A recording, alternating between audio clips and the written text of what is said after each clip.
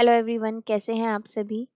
तो ये जो हम सीटेट के दिसंबर के एग्ज़ाम की प्रिपरेशन कर रहे हैं, पेपर 2 सोशल साइंस की, उसका आज डे 15 है। इसमें मैं आपको सारे इंपॉर्टेंट टॉपिक्स करा रही हूँ और अब तक 15 दिन में मैंने आपको वो सारे इंपॉर्टेंट टॉपिक्स कराए हैं, चाहे वो आपके ज्योग्राफी के हों, चाहे वो आपके हिस्ट्री के जो हैं, चाहे अब मैं जो आपको करा रही हूँ पॉलिटिकल साइंस के हों। ये वो सारे इंपॉर्टेंट टॉपिक्स हैं जिनसे बार-बार क्वेश्चंस पूछे जाते हैं और उसके साथ जो क्वेश्चन पूछे गए हैं आपके क्वेश्चन पेपर्स में, वो भी सारे क्वेश्चंस मैंने यहाँ पर आपके साथ डिस्कस करे हैं। तो एग्ज़ाम में जाने से पहले आप इस सीरीज़ को ज़रूर से देखें, आप सोशल साइंस में बहुत अच्छा स्कोर करेंगे। चाहे आपकी तैयारी उतने अच्छे लेवल की नहीं है, तो भी आप ये देखें तो आपका चांसेस हैं कि आपका एग्ज़ाम क्लियर हो जाएगा। और अगर आप स्टार्टिंग से तैयारी करते हुए आ रहे हैं तो ये आपका एक ये कहते हैं ना कि बूस्ट कर देगा आपके रिवीजन को और भी ज़्यादा अच्छे से। तो ये सीरीज़ को आप ज़रूर देखें। बाकी सारी वीडियोज़ का प्लेलिस्ट का लिंक आपको डिस्क्रिप्शन में मिल जाएगा। और पीवाईक्यूज़ वो आपके बहुत ज़्यादा इम्पोर्टेंट हैं। मैंने 5 इयर्स के लास्ट कराए हुए हैं, उसका लिंक भी आपको डिस्क्रिप्शन में मिल जाएगा। वहाँ से आप चेक करके अपनी पीवाईक्यू की प्रैक्टिस भी कर सकते हैं। चलिए स्टार्ट करते हैं। आज का जो टॉपिक है आपका, वो है आपका डेमोक्रेसी। डेमोक्रेसी आपका है लोकतंत्र। अब ये क्या होता है? जैसे कि ये इतना इम्पोर्टेंट टॉपिक है आपका पॉलिटिकल साइंस का कि इससे हर साल एक क्वेश्चन आया। जब मैं आपको क्वेश्चंस कराऊंगी ना, तो आप देखेंगे कि हर क्वेश्चन पेपर में 2-2 क्वेश्चंस आए हैं इससे। ठीक है? तो इसको समझने की कोशिश करते हैं कि डेमोक्रेसी क्या होता है। This is one of the foundation stone of the system of governance adopted by most countries of the world. इसको डेमोक्रेसी कहा गया है। मतलब भारत के साथ-साथ और बहुत सारी कंट्रीज़ में भी ये एक फाउंडेशन होता है ये। The word democracy comes from 2 Greek word से ये लिया गया है। डेमोस मीन्स होता है लोग, पीपल, एंड क्रेटोस मीन्स आता है आपका रूल्स और पावर। तो डेमोक्रेसी लिटरली मीन्स होता है आपका रूल ऑफ द पीपल, मतलब लोगों के द्वारा जो एक तरीके से राज किया जाता है, रूल किया जाता है, वो आपका होता है डेमोक्रेसी, लोकतंत्र जिसको आप बोलते हैं। लोकतंत्र में मेनली क्या होता है, जैसे कि आप किसी, अगर हम स्कूल का ही एग्जांपल लेते हैं कि आपका चाहे क्लास मॉनिटर हो गया या फिर आपका क्लास रिप्रेजेंटेटिव हो गया, वो कैसे बनता है? सारी क्लास के बच्चे उसको वोट देते हैं, तभी तो वो बनता है ना कि भाई 2 रिप्रेजेंटेटिव खड़े हुए हैं, जिसको ज़्यादा वोट मिलेगी उसी को ही क्लास मॉनिटर या क्लास रिप्रेजेंटेटिव बनाया जाता है। ठीक है? इस तरीके से ऐसा ही सेम आपका होता है आपका स्टेट लेवल पर और आपका नेशनल लेवल पर, जो कि इलेक्शंस के थ्रू लोग वोट देते हैं और अपने एक तरीके से रिप्रेजेंटेटिव को वो इलेक्शन के माध्यम से चुनते हैं। अब ये क्या होता है, जितने भी इलेक्टेड मेंबर्स होते हैं ये अपनी असेंबलीज में होते हैं। They are generally called member of legislative assembly, जिसको आप एमएलएज बोलते हैं। अब ये क्या हो गया, जैसे कि यहाँ पर आपका चुनाव हुआ, यहाँ पर बहुत सारे लोग खड़े हुए, इसमें से कुछ लोग चुने गए, तो जो लोग चुने गए वो एक असेंबली का पार्ट बन गए और वो क्या बन गए, वो आपके मेंबर बन गए, वो एमएलएज बन गए। एमएलए की फुल फॉर्म क्या होती है आपकी? मेंबर ऑफ लेजिस्लेटिव असेंबली होती है, जो कि आपकी स्टेट लेवल पे होते हैं। और स्टेट लेवल ये, और मेंबर ऑफ पार्लियामेंट जो होता है ये आपका होता है नेशनल लेवल पे। इन दोनों में डिफरेंस है, ये आप ध्यान से समझे। जो आपका एमएलएज होते हैं ये होते हैं आपके स्टेट लेवल पर। ठीक है? और जो आपके एमपीज होते हैं, मेंबर ऑफ पार्लियामेंट, ये आपके होते हैं नेशनल लेवल पर। All these members discuss law, जितने भी ये मेंबर्स होते हैं जो जो लॉ बनते हैं या बनने चाहिए उनके ऊपर डिस्कस करते हैं, प्रॉब्लम्स को देखते हैं, सॉल्यूशन की तरफ बात करते हैं असेंबली में। चाहे वो आपके डायलॉग्स के थ्रू हो या आपके डिबेट के थ्रू हो, एक दूसरे को कन्विंस करने की कोशिश भी करते हैं। जब दोनों के अलग अलग ओपिनियन होते हैं, तो आपने देखा भी होगा कि संसद में किस तरीके से झगड़ा भी होता है बातों को लेकर, अलग-अलग पार्टीज़ का, वो भी एक अलग मुद्दा आ जाता है। तो ये क्या है आपका? ये आपका लोकतंत्र है। लोकतंत्र आपका क्या होता है? जनता के द्वारा शासन, मतलब जनता ही तो वोट कर रही है ना अपने रिप्रेजेंटेटिव को, तभी तो उसका चुनाव हो रहा है। अगर आप ही किसी एक मेंबर को वोट ना करें, कहते हैं ना कि एक मेंबर एक एक नंबर से आप फेल हो जाते हैं कभी-कभी, ऐसे ही आप 1-2 वोट से भी तो आप पीछे रह सकते हैं। तो ये होती है कि आप अपने अनुसार अपने प्रतिनिधि का चुनाव करते हैं डेमोक्रेसी में, लोकतंत्र की अगर हम बात कर रहे हैं। अब जैसे कि अगर हम मॉडर्न डेमोक्रेसी की बात करते हैं, India is representative democracy. It's also also the world's largest democracy. और ये क्या है? ये दुनिया की सबसे बड़ा लोकतंत्र है भारत का। With some 970 million voters in 2024, और 2024 में 970 मिलियन वोट किए गए हैं। In principle all Indian citizen above the age of 18 have the right to participate in these election, और 18 साल से जितने भी बड़ी उम्र के बच्चे होते हैं, लोग होते हैं, उन सब को ही वोट देने का अधिकार होता है। अब इसमें कुछ पॉइंट्स है जो हम देख लेते हैं, जैसे कि no country can run without governance and government, मतलब कोई भी कंट्री हो गया या कोई भी देश हो गया, वो इन गवर्नेंस के बिना या गवर्नमेंट के बिना नहीं चल सकता है। अगर मॉडर्न गवर्नमेंट है, उसके 3 ऑर्गन्स होते हैं जो मैंने लास्ट वीडियो में आपको बहुत डिटेल में बताए थे। आपका हो गया लेजिस्लेटिव, एग्जीक्यूटिव एंड जुडिशियरी, और ये साथ ही वर्क भी करते हैं। नेक्स्ट पॉइंट इसमें आ जाता है, जो आपकी इंडियन गवर्नमेंट है वो 3 लेवल पर फंक्शन करती है। आपका सेंट्रल हो गया या नेशनल लेवल हो गया, आपका स्टेट लेवल पर वर्क हो गया, या फिर आपका लोकल लेवल पर वर्क हो जाता है।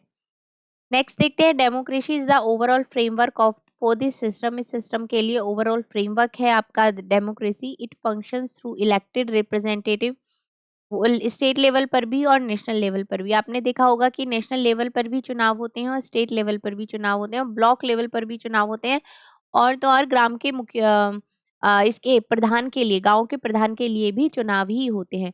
तो चुनाव के द्वारा जो एक आपका प्रतिनिधि चुना जाता है, उस वो क्या होता है, वो आपका लोकतंत्र वाला शासन है। और इसमें एक राजतंत्र आता है। एक तो आपका हो गया लोकतंत्र, लोकतंत्र क्या हो गया, जिसमें जनता अपने प्रतिनिधि को चुनती है। एक आपका होता है, आपका वो होता है राजतंत्र। राजतंत्र में क्या होता है, राजा का शासन होता है। राजतंत्र में राजा हो गया, राजा के मरने के बाद उसका बेटा शासन करेगा, उसके बेटे की मृत्यु के बाद उसका भी बेटा शासन करेगा, उसके बाद उसका भी बेटा। तो ये जो पीढ़ी दर पीढ़ी जो चीजें चलती रहती हैं, ये आपका किस में आता है, ये आपका आता है राजतंत्र में। और लोकतंत्र में जब जनता अपने किसी एक प्रतिनिधि को चुनती है इलेक्शन के माध्यम से, वो आपका लोकतंत्र होता है। दोनों में डिफरेंस क्लियर हो गया। चलो, ये तो एक एक आपका ये पॉइंट हो गया। और आपने एक चीज और नोटिस करी होगी कि एनसीईआरटी के बुक में जितने भी साइड में पॉइंट्स लिखे होते हैं, उनसे ज्यादातर क्वेश्चंस पूछे जाते हैं। मतलब डायरेक्ट तो पूछा ही जाता है बुक के चैप्टर से, लेकिन साइड में जो ये इंपॉर्टेंट पॉइंट्स लिखे रहते हैं, या इस तरीके से कुछ इंपॉर्टेंट इन्फॉर्मेशन इनको देना होता है, तो यहाँ से क्वेश्चंस बहुत ज्यादा बनते हैं। जैसे कि आपका ये एक पॉइंट आ जाता है, Arthashastra is an ancient text of governance written by Kautilya. Kautilya जिनको चाणक्य भी कहा गया, इन्होंने अर्थशास्त्र लिखी थी। आपसे क्वेश्चन बन सकता है कि अर्थशास्त्र किसने लिखी थी, तो आपको पता होना चाहिए, या तो कौटिल्य आपका ऑप्शन में होगा या चाणक्य होगा, दोनों ही सही है। 2300 साल पहले ये लिखी गई थी। अमंग अदर थिंग्स, और चीजों की तरह ही, स्टेट शुड बी ई स्ट्रक्चर्ड एंड रन, मतलब जो आपका एक स्टेट है वो किस तरीके से स्ट्रक्चर होना चाहिए, किस तरीके से उसको चलना चाहिए, उसकी इकोनॉमी कैसी होनी चाहिए, ये सारा कुछ, उसके ड्यूटीज किस तरीके से होनी चाहिए, रूलर्स हो गए, या किस तरीके से आपको कंडक्ट करना है, ये सारी चीजें उसमें इतने साल पहले ही बता दी गई हैं। अब जैसे कि आपके कौटिल्य हो गए, वो एक्सपर्ट थे स्टेट क्राफ्ट में। Also explain how a whole administration structure, उन्होंने ये भी बताया है कि किस तरीके से एक एडमिनिस्ट्रेशन स्ट्रक्चर किया जाता है और किस तरीके से वो वर्क करता है। Should be put in a place from to village to the regional capital, और किस तरीके से एक गांव से लेके रीजनल कैपिटल तक आप उस चीज को एक तरीके से कंडक्ट करके इम्प्लीमेंट करते हो। ये सारी चीजें 2300 साल पहले अर्थशास्त्र वाली बुक में उन्होंने ऑलरेडी सब कुछ दे दी थी। तो ये पॉइंट है, इम्पोर्टेंट है, आपको पता होना चाहिए, आपकी नॉलेज में होना चाहिए। अब एक और इम्पोर्टेंट आपका पॉइंट आ जाता है इक्वालिटी से related. Equality in Indian democracy, democracy में इक्वालिटी का क्या महत्व आ जाता है। The Indian constitution recognises every person as equal. अगर हम भारत के संविधान की बात करते हैं, तो उसमें लिखा हुआ है कि हर पर्सन बराबर है। It means that every individual in the country, मतलब इस देश में जो भी एक इंडिविजुअल बंदा रह रहा है, चाहे वो मेल है या फीमेल है, या किसी भी जाति का है, किसी भी धर्म का है, ट्राइब्स है, एजुकेशन है, इकोनॉमिक बैकग्राउंड उसका कुछ भी हो, ये सारा कुछ एक बराबर ही माने जाएंगे। This is not to say that inequality cases to exist, it doesn't, but at least in democratic India the principle of the equality of the person is recognise. मतलब सारा फोकस किस पे है कि हर कोई जो है इस डेमोक्रेटिक इंडिया में सब कोई ही बराबर है। While earlier no law existed to protect people for discrimination, पहले क्या था कि जितने भी लोग थे उनके लिए इस तरीके का कोई लॉ नहीं बनाया गया था, लेकिन उनको गलत तरीके से ट्रीट किया जाने लगा, उनकी बात नहीं मानने लगे, तो उसके लिए क्या हो गया, उसके लिए टाइम के साथ कुछ लॉज भी बनाए गए हैं, जैसे कि जिससे कि लोगों को बहुत ही डिग्निटी और इक्वलिटी के साथ उनको ट्रीट किया जाए। ठीक है। अब अगर हम आगे देखते हैं, this recognition of equality include some of the following provisions in the constitution, मतलब काफी सारे प्रोविजंस इसमें आप भारत के संविधान में लिए गए हैं इक्वालिटी को लेकर। इसमें सबसे पहला क्या है, जो कि every person is equal before the law. Law बनने से पहले ही हर जो पर्सन है वो बराबर है। What this mean is that every, इसका मतलब क्या हुआ कि चाहे आप वो भारत का प्रेसिडेंट हो चाहे क्यों ना हो, और चाहे वो एक डोमेस्टिक वर्कर ही क्यों ना हो, हर किसी को सेम ही नियमों का पालन करना होगा। दूसरा पॉइंट इसमें क्या आ जाता है कि no person can be discriminated against on the basis of their religion. धर्म के आधार पर किसी को भी प्रताड़ित नहीं किया जाएगा कि भाई आप नीचे धर्म के हो, आप नीची जाति के हो, ऊंची जाति के हो, चाहे वो आप कास्ट के बेसिस पे, जन्म के स्थान के बेसिस पे, चाहे वो फीमेल है या मेल है, किसी भी बेसिस पे किसी को भी डिस्क्रिमिनेट नहीं किया जाएगा। थर्ड इसमें आ जाता है every person has access to all public places including playgrounds, hotel, shops and market. और हर किसी पर्सन को अधिकार है किसी भी तरीके के पब्लिक प्लेस को यूज़ करने का, चाहे वो आपका प्लेग्राउंड हो गया, चाहे होटल्स हो गए, चाहे शॉप्स हो गई, मार्केट्स हो गई। हर किसी पर्सन को ये अधिकार है कि वो उसको इस्तेमाल कर सकता है। अब पार्क में अगर झूले लगे हुए हैं, बहुत सारे झूले लगे हुए हैं, तो वहाँ पर कोई गरीब का बच्चा है वो भी झूलेगा, और चाहे उस सोसाइटी में रहने वाले किसी ही एक हाई क्लास बंदे का बच्चा है वो भी उसमें झूलेगा। तो मतलब दोनों को ही बराबर अधिकार है कि वो उस झूले पे झूलेंगे। तो ये इसका यहाँ पर मतलब हो जाता है। All persons can use publicly available well, road and bathing Ghats. और उस टाइम पर तो कुएं से पानी लेते थे, सड़क हो गई या नहाने के घाट बने होते थे, इन सब का हर किसी को यूज करने का पूरा अधिकार है। 14 इसमें क्या आ जाता है, अनटचेबिलिटी हैज बीन अबॉलिश्ड। मतलब एक होता है ना कि छुआछूत वाली जो बात होती है जाति में कि भाई तुम नीची जाति के हो, तुमने ये क्यों छू दिया, ये क्यों छू दिया, इसको मतलब बिल्कुल भी इसको दूर करने का एक यहाँ पर ये सारी चीजें आपकी भारत के संविधान में लिखी हुई है। क्लियर हो गया। अब इसमें एक और चीज आ जाती है, the two ways in which the government has tried to implement the equality that is guaranteed in the constitution is first through laws and second through the government programs or the scheme to help the disadvantage communities. अब इसके दो तरीके हैं इस equality को implement implement करने के। पहला तो नियम कानून बनाए जाएं, क्योंकि आप कह तो दो लेकिन माने कोई तभी तो। अब कोई तो नहीं मानता। अब अगर कोई ब्राह्मण जाति का बंदा है और फिर शूद्र जाति का बंदा है, वो तो नहीं मानेगा ना कि भाई हम बराबर हैं। तो उसके लिए क्या है, पहला तरीका क्या है, कुछ लॉज बनाए गए हैं, कुछ रूल्स बनाए गए हैं, कुछ नियम बनाए गए हैं। दूसरा एक इसमें आ जाता है दूसरा एक इसमें तरीका आ जाता है कि गवर्नमेंट की तरफ से कुछ प्रोग्राम्स निकालने, कुछ स्कीम्स निकालने, जिससे कि जितने भी ये कम्युनिटीज हैं वो उसका बेनिफिट ले सकें। There are several laws in India that protect every person right to be treated equally. और इंडिया में यहाँ पर बहुत सारे इस तरीके के लॉ बने हुए हैं जिससे कि ये प्रोटेक्ट करते हैं हर पर्सन के एक अधिकार को कि उसको इक्वली ट्रीट किया जाए। इन एडिशन टू लॉ के साथ साथ the government has also set up several schemes to improve the life of communities. इसके साथ साथ गवर्नमेंट ने बहुत सारी स्कीम्स भी चलाई है जिससे कि कम्युनिटीज की लाइफ है उसको इम्प्रूव किया जा सके या उनको बहुत अच्छी तरीके से ट्रीट किया जा सके। unequally for several centuries. These schemes are to ensure greater opportunity for people who have not had this in the past। और ये बहुत सारी बहुत अच्छी अच्छी अपॉर्चुनिटीज इन स्कीम से मिल रही है उन लोगों को जिनको पहले इस तरीके का कुछ नहीं मिला था और जिनको पहले बहुत ही गलत तरीके से, खराब तरीके से ट्रीट किया जाता था। इसमें इसी तरीके से गवर्नमेंट ने एक इनिशिएट लिया था मिड डे मील स्कीम का, जो कि इसमें क्या था, ये मिड डे मील में क्या था कि एलिमेंट्री स्कूल जितने भी हैं वहां पर बच्चों को फ्री में खाना दिया जाए। तमिलनाडु एक फर्स्ट स्टेट था जिसने ये इंट्रोड्यूस किया था 2001 में, और सुप्रीम कोर्ट ने ये ऑर्डर दिया था कि ये सब आपको 6 महीने के अंदर अंदर हर स्कूल में प्रोवाइड कराना है। जो आज तक ये मिड डे मील की स्कीम चल रही है, जितने भी गवर्नमेंट स्कूल हैं वहां पर सब जगह बच्चों को खाना मिलता है। इससे बहुत सारे बेनिफिट इससे हुए, जिससे कि बच्चों की जो अटेंडेंस थी स्कूल में वो ज्यादा बढ़ गई। माता पिता भी बच्चों को भेजकर बेफिक्र हो गए कि हाँ भाई वो खा ही लेगा। दूसरा एक इक्वालिटी वाली बात आ गई कि हर बच्चे समान रूप से एक साथ बैठकर वहां पर खाना खाते हैं। This programme has had many positive effect. These include the fact that more poor children have begun enrolling and regularly attending school.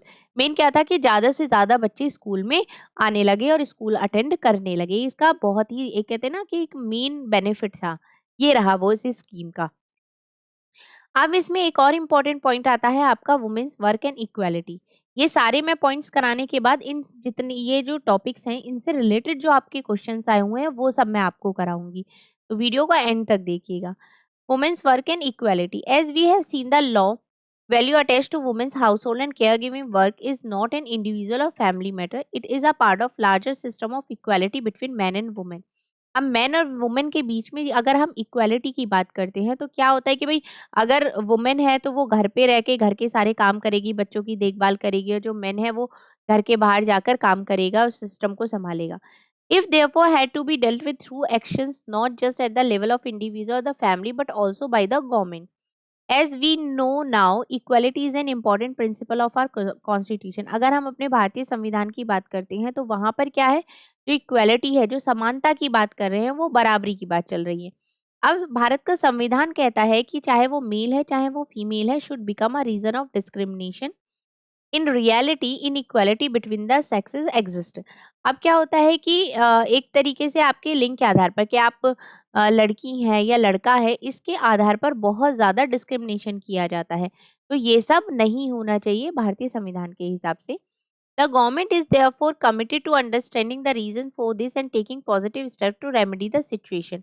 अब गवर्नमेंट ने इसके लिए भी बहुत सारे स्टेप्स लिए हैं, जैसे कि जो चाइल्ड केयर का जो बर्डन है, house work for the women and the girls, इन्होंने उसके लिए क्या किया है कि बहुत जगह स्कूल्स में क्रैच फैसिलिटी दी है कि अगर वुमेन है कोई भी, वो जॉब कर रही है तो वो अपने बच्चे की देखरेख के लिए उसको वहां पर रख सकती है। तो गवर्नमेंट ने इस तरीके के काफी इनिशिएट लिए हैं।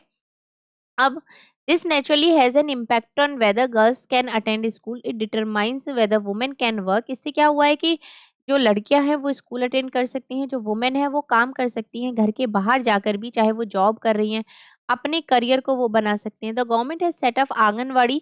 गवर्नमेंट ने इसके लिए क्या किया है, आंगनवाड़ी सेटअप किए हैं। आपके चाइल्ड केयर सेंटर्स हो गए अलग अलग गाँव में, कंट्री में। The government has pass law, government ने बहुत सारे लॉ भी बनाए हैं जो कि मैंडेटरी हैं ऑर्गेनाइजेशंस के लिए, कि जितने भी आपके 30 वुमेन एम्प्लॉयज़ हैं तो उनके लिए आप क्रैच फैसिलिटी प्रोवाइड कराएंगे। The provision of creche helps many women to take up employment outside the home. और इस फैसिलिटी के द्वारा क्या हुआ है कि जितनी भी बहुत सारी वुमेन्स थी वो घर के बाहर जाकर काम कर पा रही हैं। It also make it possible for more girls to attend schools. अब अगर हम आगे देखते हैं तो इसके साथ साथ अभी हमने कई टॉपिक करवा दिए है मैंने, वो मैं आपको अभी रिवाइज भी कराऊंगी। ये वुमेन वाला भी आपका टॉपिक यहाँ पे कंप्लीट हो जाता है, वुमेन्स वर्क एंड इक्वालिटी।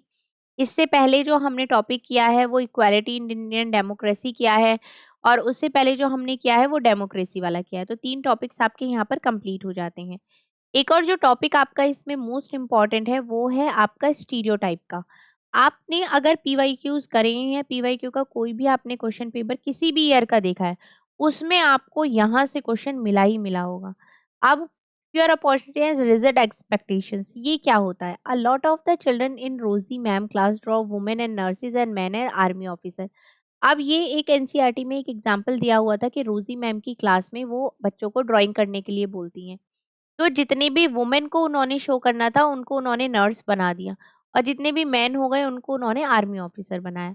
अब द रीजन दे डिड, इसका क्या रीजन रहा? क्योंकि they feel that outside the home to women are good only to certain jobs. उनको ये लगता है कि जितनी भी वुमेन्स हैं जो घर के बाहर, घर में तो काम कर ही रही हैं, घर के बाहर जाके भी वो सिर्फ कुछ ही जॉब कर सकती हैं। जैसे कि बहुत से लोगों को ये बिलीव करते हैं कि वुमेन हो गई जो वो नर्स का काम बहुत अच्छे से कर सकती है क्योंकि वो पेशेंट की देखरेख बहुत अच्छे से कर सकती है। This is link to women's role within the family, और जो कि सेम रोल उसका अपनी फैमिली में भी होता है। अब similarly it is believe that science require technical mind. अब वो क्या सोचते हैं कि जो साइंस हो गई भाई उसको टेक्निकल माइंड की जरूरत होती है, और लड़कियों के, औरतों के पास तो ये दिमाग होता ही नहीं है, वो तो कैपेबल ही नहीं होती है टेक्निकल थिंग्स को डील करने के लिए। तो ये सारी चीज क्या है, यही आपका स्टीरियोटाइप होता है। मतलब स्टीरियोटाइप से आप लगा सकते हैं कि आपका माइंड सेट, माइंड टाइप क्या है, कि भाई लड़का है तो वो ये चीजें कर सकता है, लड़की है तो ये। अब मोस्ट ऑफ द टाइम आप क्या देखते हैं कि भाई लड़कियों के लिए टीचिंग की जॉब बहुत अच्छी होती है, लेकिन अगर हम वहीं हम बात करते हैं कि लड़कियों के लिए आप डॉक्टर हो या पायलट हो या आप ऑफिसर हो, कोई भी लाइन चूज कर सकते हो, लेकिन फिर भी फर्स्ट प्रेफरेंस किसकी रहती है? टीचिंग की रहती है। तो ये क्या है? ये आपका एक स्टीरियोटाइप है कि आपने अपने माइंड में सेट कर लिया है। क्या लड़का है तो उसके लिए सारे ऑप्शन है, लेकिन लड़की है तो वो कुछ ही काम कर सकती है। अब many girls do not get the same support that boys do not study and train to become doctor and engineer. In most families, once girl finish school, अगर फैमिलीज में क्या होता है कि जब लड़की का स्कूल खत्म होता है तो they are encourage by their families to see marriage and main aim in the life. उसके बाद क्या होता है कि वो लड़की के लिए शादी का ढूंढना शुरू कर देते हैं, क्योंकि वही उसकी लाइफ का एक मेन एम है। ये क्या है? ये स्टीरियोटाइप है। It is important to understand that we live in a society. हमें ये समझने की ज़रूरत है कि हम एक ऐसे समाज में रहते हैं जहाँ पर जो बच्चे होते हैं वो प्रेशर को फेस करते हैं जो उनके आसपास पूरी दुनिया है। उसके लिए भी तो ये नहीं है ना कि अगर भाई लड़का है तो उसके पास ये समस्या आएंगी, लड़की है तो ये समस्या आएंगी, ऐसा तो नहीं है ना। तो sometimes these come in the form of demand from adult. At other time they can just be because of unfair testing by own friends. अब इसमें एक चीज़ और आती है कि boys are pressurized to think about getting a job and they will pay a good salary. अब क्या है कि लड़कों के ऊपर भी एक अलग तरीके का प्रेशर होता है कि भई आपको पढ़ना है, आपको जॉब करनी है, तभी आपकी शादी होगी, तभी कोई लड़की वाला आपको लड़की देगा। तो ये भी अलग-अलग तरीके की चीज़ें बहुत सारी ये चलती रहती हैं। तो ये क्या है? ये एक ऐसा टॉपिक है, अभी जब आप इसके क्वेश्चंस देखेंगे ना तो आप इसको और अच्छी तरीके से समझ पाएँगे। जैसे कि ये अभी जुलाई में जो आपका क्वेश्चन हुआ है, जुलाई में जो एग्ज़ाम हुआ है उसमें ये क्वेश्चन आया था। ये आपको कॉलम 1 से कॉलम 2 को मैच करना था। इसमें आपका आता है discrimination, inequality, stereotype and prejudice. ये क्या होता है? अब differential pay for some work, villagers are superstitious, women not allowed to hire since she is starting a family, girls are good at cooking. अगर हम स्टीरियोटाइप की बात करें तो ये स्टीरियोटाइप यही तो हो गया कि भाई लड़कियां हैं तो वो कुकिंग में बहुत अच्छी होंगी। तो इस हिसाब से आपका सी का 4 हो गया। अब सी का 4 आपका सिर्फ एक ही ऑप्शन में है इसमें। चलो फिर भी हम बाकी सारे ऑप्शंस को चेक कर लेते हैं। जैसे कि अगर आपका डिस्क्रिमिनेशन हो जाता है, डिस्क्रिमिनेशन क्या होता है कि अगर वो अपनी ई फैमिली को स्टार्ट कर लेती हैं तो उनको किसी जॉब में करने के लिए अलाउ नहीं होगा। वो क्या है? वो आपका डिस्क्रिमिनेशन हो गया। इनइक्वालिटी की अगर यहाँ पर बात हो रही है, इनइक्वालिटी मतलब कि कोई भी अगर काम कर रहे हैं तो उसके लिए एक ही काम के लिए वुमेन को अलग पे मिलेगी और मेन को अलग पे मिलेगी, चाहे वो दोनों सेम ही काम कर रहे हैं। वो क्या हो गया? वो असमानता हो गई, इनइक्वालिटी हो गई। प्रेजुडिस आपका क्या होता है कि जितने भी आपके ये विलेजर्स आते हैं ये सुपरस्टिशियस होते हैं। ये आपका प्रेजुडिस होता है। मतलब प्रेजुडिस पहले से ही किसी के बारे में एक धारणा बना लेना, वो आपका प्रेजुडिस होता है।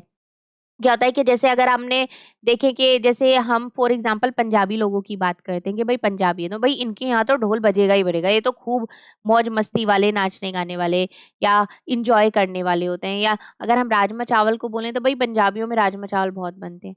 हम अलग हरियाणवी में भी बात कर सकते हैं कि भाई यहाँ पे तो सारे बॉडी बिल्डिंग वाले ही होते हैं। तो ये क्या है? एक सोच बना लेते हैं। जैसे कि गाँव के लोग तो ऐसे ही होते हैं, अंधविश्वासी हो गए या अनपढ़ गंवार हो गए। तो ये क्या है? ये एक सोच है, पहले से ही किसी के बारे में धारणा बना लेना, वो आपका प्रेजुडिस होता है। तो ये क्लियर हो गया आपका। जैसे कि आपका भेदभाव हो गया। भेदभाव तो आपका आ जाता है कि महिलाओं को रोजगार की अनुमति नहीं है क्योंकि वो परिवार को शुरू कर रही हैं या वो गर्भवती हैं। ठीक है? ये तो हो गया भेदभाव। अगर हम असमानता की बात कर रहे हैं, असमानता आपकी क्या हो गई कि समान कार्य के लिए अलग-अलग वेतन देना। रूढ़िवादिता आपकी क्या हो गई कि लड़कियां खाना बनाने में, भोजन बनाने में बड़ी अच्छी होती है। और पूर्व धारणा क्या हो गई कि जितने भी गाँव के लोग हैं वो अंधविश्वासी होते हैं। ये आपकी पूर्व धारणा हो गई। तो अगर आपको ये टॉपिक क्लियर है ना तो फिर आपको क्वेश्चन कैसे भी आ जाए आप उसको सॉल्व कर ही लेंगे।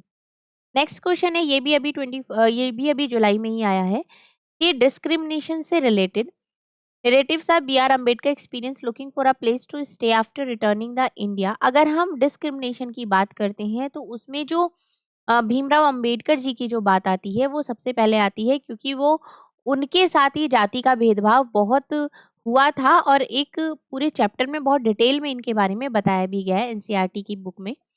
तो क्या आपका भेदभाव विषय पर चर्चा करने के लिए निम्नलिखित में से कौन सा संसाधन प्रशासनिक है? बी आर अम्बेडकर के भारत लौटने के पश्चात रहने हेतु स्थान ढूंढने का वृतांत, एक विज्ञापन में कपड़े धोते हुए महिला को दर्शाना, अशोक के अभिलेखों की लिपि या मानवाधिकारों की वैश्विक घोषणा। अगर आप देखें चारों ऑप्शंस को देखें तो इनमें से ये कोई भी ऑप्शन ऐसा नहीं है जिसके ऊपर आप भेदभाव की चर्चा कर सके। बी आर अम्बेडकर का ही ये टॉपिक ऐसा है जिसके ऊपर आप भेदभाव की चर्चा कर सकते हैं। अब इसमें नेक्स्ट क्वेश्चन आपका आता है, which of the following was not a feature of Athenian democracy. Athenian लोकतंत्र की निम्नलिखित में से कौन सी एक विशेषता नहीं है, नहीं बतानी है। अब जैसे कि 30 से अधिक उम्र के उन सभी पुरुषों और महिलाओं को पूर्ण नागरिकता प्राप्त थी जो दास नहीं थे, ये बिल्कुल करेक्ट है। सभी नागरिकों को सेना और नौसेना में अपनी सेवाएं देनी होती थी, बिल्कुल सही। मामलों के निर्णयों के लिए आयोजित की गई सभाओं में सभी नागरिक उपस्थित होते थे, बिल्कुल ठीक है। कई पदों पर नियुक्तियां लॉटरी के माध्यम से की जाती थी, ऐसा नहीं है। अगर हम एथेनियल की डेमोक्रेसी की बात करते हैं तो वहां पर जो अपॉइंटमेंट्स होते थे वो लॉटरी के थ्रू नहीं होते थे, तो इसमें नॉट पूछा है तो ये आपका करेक्ट ऑप्शन हो जाएगा। अब नेक्स्ट आप क्वेश्चन देखते हैं जेंडर स्टीरियोटाइप का। निम्नलिखित में से कौन सा जेंडर रूढ़िबद्ध धारणा को चुनौती देता है। चुनौती कौन सा देता है कि जो महिलाएं बहुत भावुक होती हैं, ये तो भाई एक सेम वाली चीज ही हो गई। महिलाएं फैशन में परस्त होती हैं, महिलाएं जिम्मेदार वाहन चालक होती है, महिलाएं पालन पोषण करने वाली होती हैं।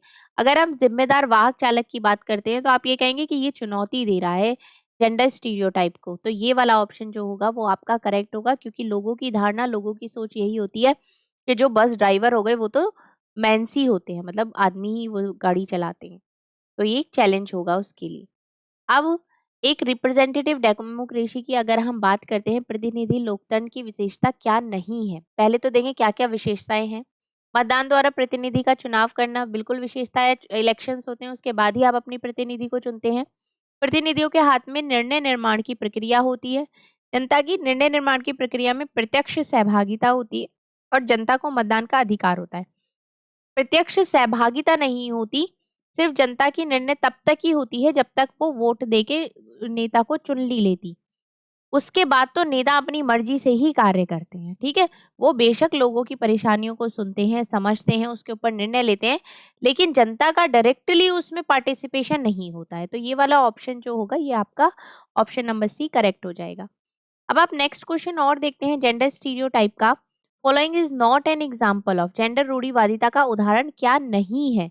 सिर्फ लड़कों को फुटबॉल टूर्नामेंट में भाग लेने के लिए प्रोत्साहित किया जाता है, ये भी है क्योंकि भाई अगर लड़कियों को तो नहीं किया जाता। सिर्फ लड़कियों को कक्षा का बोर्ड सजाने के लिए कहा जाता है, ये भी बिल्कुल सही है, ये भी रूढ़िवादिता का ही उदाहरण है। हालांकि लड़के कक्षागत चर्चा में दबदबा बनाने का प्रयास करते हैं, लेकिन लड़कियों एवं लड़कों दोनों की सहभागिता को प्रोत्साहित किया जाता है। कक्षा में अनुशासन बनाए रखने के लिए लड़कों एवं लड़कियों को अलग अलग पंक्ति में बिठाना, ये जो तीनों ऑप्शंस आपके हैं ये आपके जेंडर स्टीरियोटाइप को शो करते हैं। लेकिन एग्जाम्पल जो जेंडर स्टीरियोटाइप का नहीं है वो आपका सी ऑप्शन हो जाएगा। क्वेश्चन को समझ में आपको आ रहा होगा कि किस तरीके से क्वेश्चन पूछे जाते हैं और किस तरीके से आपको समझ के आंसर करना है। नेक्स्ट क्वेश्चन और है आपका डेमोक्रेसी का। Consider the following statement and select the option that indicates the correct role of media in a democracy. मतलब संचार माध्यम की सही भूमिका का चयन करें लोकतंत्र में। It should provide information to citizen through news. इसे समाचार के माध्यम से नागरिकों को सूचना पहुंचानी चाहिए। It should provide the point of view of the advertiser through its news program. इसे विज्ञापन के दृष्टिकोण को समाचार कार्यक्रमों के माध्यम से देनी चाहिए। इसे हर दृष्टिकोण की चर्चा करनी चाहिए। अगर हम बात करें तो विज्ञापन के दृष्टिकोण मतलब कार्यक्रमों के हिसाब से नहीं होना चाहिए, हर दृष्टिकोण की चर्चा करनी चाहिए और समाचार के माध्यम से नागरिकों तक सूचना पहुंचानी चाहिए। तो इस हिसाब से केवल ए और सी इसका करेक्ट हो जाएगा। नेक्स्ट क्वेश्चन देखते हैं, which of the following advertisement is not an example of gender stereotype. निम्न में से कौन सा विज्ञापन रूढ़िवादी चित्रण जेंडर स्टीरियोटाइप का उदाहरण नहीं है।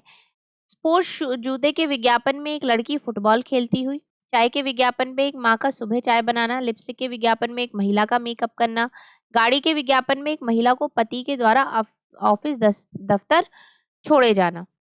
अब ये क्या है, ये तीनों आपके हो गए जेंडर स्टीरियोटाइप के रूढ़िबद्ध धारणा के एग्जाम्पल के भाई सुबह की चाय है तो वो माई बनाएगी, लिपस्टिक है तो भाई वो लड़की लगाएगी, या गाड़ी अगर महिला ऑफिस जा रही है तो उसका हस्बैंड ही ड्रॉप करेगा।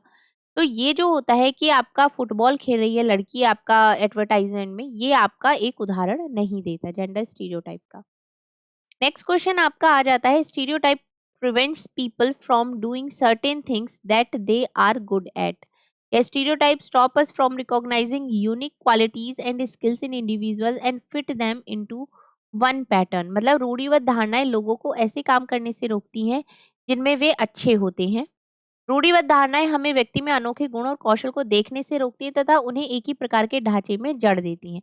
अगर देखा जाए तो दोनों ही ऑप्शन आपके करेक्ट हो जाते हैं, क्योंकि रूढ़िवाद धारणाओं के बाद हम ऐसे ऐसे काम करने से भी रुक जाते हैं जिनमें हम बहुत ज्यादा अच्छे होते हैं। जैसे कि कोई लड़की है, सपोज वो आपको वो ड्राइविंग स्किल उसकी बहुत अच्छी है, या वो उसका जो माइंड है वो मैथ में बहुत शार्प है, अगर वो, लेकिन स्टीरियोटाइप आपकी एक धारणा ऐसी बनी हुई है कि लड़की है तो भाई घर का काम ही करेगी या नर्स के ही देख रेख वाले काम कर सकती है, तो वो जिसमें वो अच्छी होती है वो भी नहीं कर पाती है। तो इस हिसाब से आपका both A and R the true and R is the correct explanation of A. ठीक है। अब नेक्स्ट देखते हैं, an alert and vigilant public is necessary for developing a strong. एक दृढ़ का विकास करने के लिए सतर्क और सजग जनता आवश्यक है। किसका विकास करने की? एक लोकतंत्र का विकास करने के लिए सतर्क और सजग जनता आवश्यक है, क्योंकि अगर जनता सतर्क और सजग रहेगी तो ही वो एक अच्छे प्रतिनिधि का चुनाव करेगी, और अगर जब वो एक अच्छे प्रतिनिधि का चुनाव करेगी तभी वो अच्छे अच्छे जनता के हित के लिए निर्णय लेगा और एक अच्छे लोकतंत्र का निर्माण होगा और विकास होगा। ठीक है। नेक्स्ट क्वेश्चन देखते हैं, निम्नलिखित मूल्यांकन संबंधी प्रश्न पर विचार कीजिए। ये आपके कुछ पेडागोजी के क्वेश्चंस भी हैं जो आपके लोकतंत्र से रिलेटेड और आपके रूढ़िबद्ध धारणा से रिलेटेड लिए गए हैं। जैसे कि लोकतंत्र में लोग किन किन तरीकों से भागीदारी कर सकते हैं। विद्यार्थी द्वारा दिए गए कुछ उत्तरों को नीचे दिया गया है। कौन सा उत्तर विद्यार्थी के प्रश्न को समझने और एक समावेशी विषयानुकूल उत्तर देने की क्षमता का प्रदर्शन करता है? मतलब लोकतांत्रिक सरकार के संचालन को प्रभावित करने वाले कुछ मुख्य तत्व हैं। जन भागीदारी हो गया, संघर्ष का समाधान हो गया, समानता, न्याय के प्रति प्रतिबद्धता, मतदान, धरना, रैली, सामाजिक आंदोलन। चुनाव में मतदान के द्वारा या लोकतंत्र में लोग चुनाव में मतदान द्वारा भागीदारी करते हैं। सभी सरकारें एक निर्धारित समय के लिए चुनी जाती हैं और भारत में यह अवधि 5 वर्ष की है। अगर आप लोकतंत्र में किन किन तरीकों से भागीदारी कर सकते हैं तो उसका एक सिंपल सा डायरेक्ट आंसर होता है कि हम वोट कर सकते हैं, हम धरना कर सकते हैं, हम रैली कर सकते हैं, हम सामाजिक आंदोलन कर सकते हैं। इस हिसाब से हम ये उत्तर इसका आपका 2 करेक्ट हो जाएगा। नेक्स्ट आपका क्वेश्चन आ जाता है कि कौन सी गतिविधियां बच्चों में समाज में महिलाओं के काम को लेकर आलोचनात्मक सोच विकसित करने में मदद करती हैं। मतलब क्रिटिकल थिंकिंग कौन सी एक करती हैं।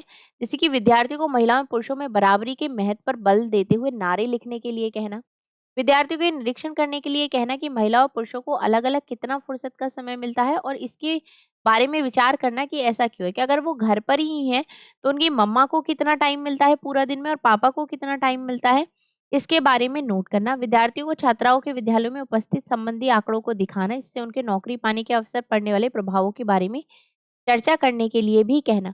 अगर आप बात करते हैं तो नारे लिखने से तो कुछ नहीं होने वाला। अगर आपको किसी की सोच विकसित करनी है तो आपको उसको ट्रू एग्जाम्पल दिखाना पड़ेगा, या आपको कुछ ऐसी एक्टिविटीज उसको देनी पड़ेंगी जिससे कि वो खुद करके उनका एक्सपीरियंस ले। तो इसके हिसाब से बी और सी आपका करेक्ट ऑप्शन हो जाएगा। नेक्स्ट क्वेश्चन देखते हैं। आप देख सकते हैं कि कितने सारे क्वेश्चन हैं। ये सब आपके PYQs हैं जो मैंने अलग अलग क्वेश्चन पेपर से लिखे चार्ट के लिए हुए हैं। अब आपका क्वेश्चन आता है कि एक लोकतंत्र देश को संविधान की जरूरत क्यों होती है? एक लोकतांत्रिक देश को why does a democratic country need a constitution? संविधान की जरूरत क्यों होती है? अब ये कौन सा उत्तर दर्शाता है कि विद्यार्थी को प्रश्न समझ में नहीं आया? मतलब आपको नॉट कहते हैं ना कि फॉल्स बताना है, नॉट बताना है, वो इसमें पूछा गया है। संविधान ये सुनिश्चित करता है कि कोई प्रबल समूह अशक्त समूहों पर अपनी शक्ति का प्रयोग ना करे। बिल्कुल सही है। संविधान हमें एक नियमावली देता है जिसके आधार पर एक देश का शासन किया जाता है। ये नहीं है, क्योंकि ऐसा नहीं है कि ये आपके रूल्स हैं और यहाँ से आपको 1 बाय 1 इन रूल्स को फॉलो करना है, ऐसा नहीं है। नियमावली हमें संविधान जरूर देता है, लेकिन आप उसके हिसाब से, संविधान के हिसाब से बहुत सारी चीजें करते हैं। समय के अनुसार चीजों में परिवर्तन भी होता है। जैसे कि संविधान में वे नियम समाविष्ट हैं जो सुनिश्चित करते हैं कि अल्पसंख्यक किसी भी चीज से वर्जित ना हो और बहुसंख्यकों को नित्य उपलब्ध है। अब अल्पसंख्यक और बहुसंख्यक क्या है? अल्पसंख्यक वो उस जाति के लोग होते हैं जिनको हर चीज से वंचित रखा जाता है। तो ये संविधान में लिखा हुआ है कि ऐसा कुछ भी ना हो जिससे कि जो बहुसंख्यक हैं उनको तो सब कुछ मिले और अल्पसंख्यक उन चीजों से वो एक तरीके से उन तक वो चीजें ना पहुंचे। अब नेक्स्ट आपका आ जाता है कि संविधान उन नियमों को पेश करता है जो हमारे राजनीतिक नेताओं द्वारा सत्ता के दुरुपयोग से रक्षा करते हैं। मतलब हमने आपने एक प्रतिनिधि को तो चुन लिया, लेकिन वो चुनाव के बाद क्या कर रहा है, जो उसके एक तरीके से नियम है उन्हीं का दुरुपयोग कर रहा है, तो वो नहीं होगा। तो इस हिसाब से जो आपका ऑप्शन नंबर 2 होगा, constitution give us a set of rules on the basis of which a country is to be govern, ये आपका करेक्ट हो जाएगा। नेक्स्ट क्वेश्चन आपका आता है, एक कक्षा गतिविधि के समय शिक्षक ने विद्यार्थी से आदिवासियों जैसी दिखने वाली गुड़िया का चयन करने के लिए कहा। अधिकांश बच्चों ने रंग बिरंगे कपड़े पहने हुए, सिर पर मुकुट लगाए, नृत्य मुद्रा वाली गुड़िया उठा ली। यह व्यवहार क्या दिखाता है? यह व्यवहार ये दिखाता है, यह आपका व्यवहार दिखाता है आपकी रूढ़िवादी।